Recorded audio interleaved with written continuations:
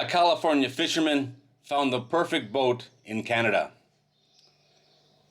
This is from an article that was published in the National Fisherman. Jerry Whitley needed a boat that could do everything in California. He found it in Nova Scotia, Canada. He needed a boat that was 44 foot 8 inches long to fit his crab permit at the time. So they started with a cut down version of the Dixon 50, which is 50 feet long, obviously.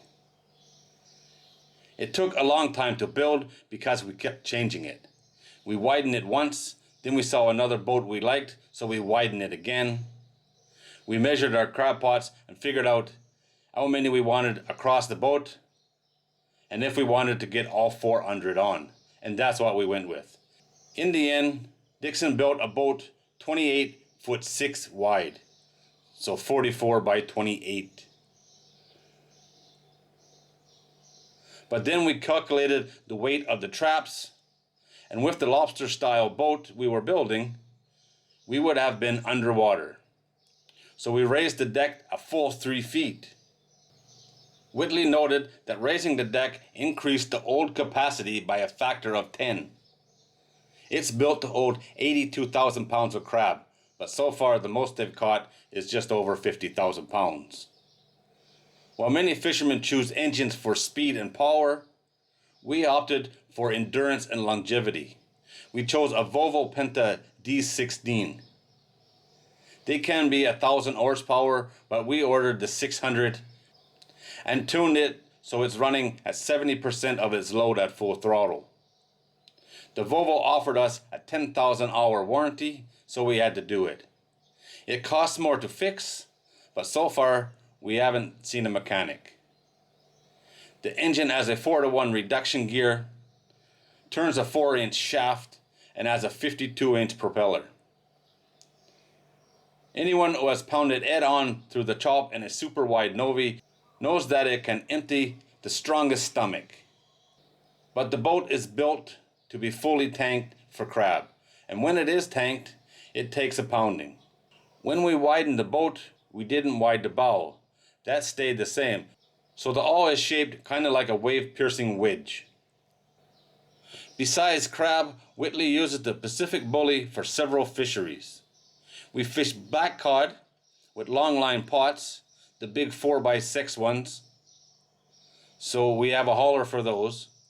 We got a trawl permit and a permit for squid, so we have 30,000 watts of squid lights. We troll for salmon and tuna. The boat can also be used for rockfish using hook and line. He had to build the boat with some serious hydraulics and electronics to make that all possible. The hydraulics run off of a ZF gear. There are 2 pumps, a 20 and a 60 gallon per minute. The 20 runs the line coiler, thruster, and things like that, and the 60 runs the hauler and the crab block. For auxiliary power, the Pacific Bully has 2 21 kilowatt gensets. We can run one or the other or together depending on the load. Or we can shut them both down and run on the alternator.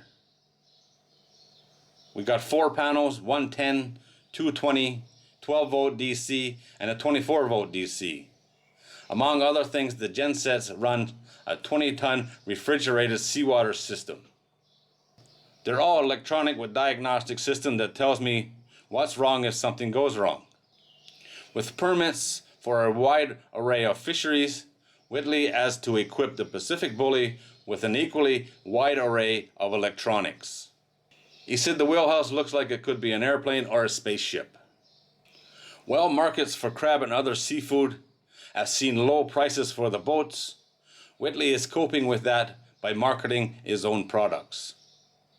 I had 8 boats, now I'm down to 4 and looking at retirement, he said. I let the crew take the Pacific Bully for a trip, and that worked out well, so I let them keep going.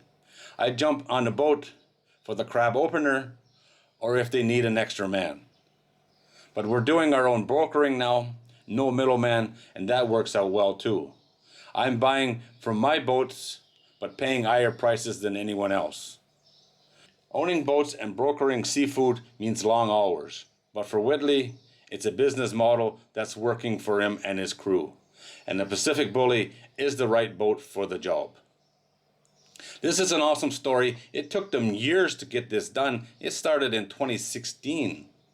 But with all the changes, the constant changes to the design, it was a lot to it. I don't know how they got this boat from Nova Scotia to California. There's lots of different ways to do it for sure. But it doesn't say in here how they got her home. But she's a beautiful boat designed to do everything that this fisherman needs. And he's quite happy with it. Would love to know what it costs. These boats are expensive at the best of times. There's a lot of these around Nova Scotia and up and down the eastern seaboard. And they come with a big price tag. But this one has a lot of extras on it, especially electronics. Be interesting to know the price, but unfortunately we don't get that.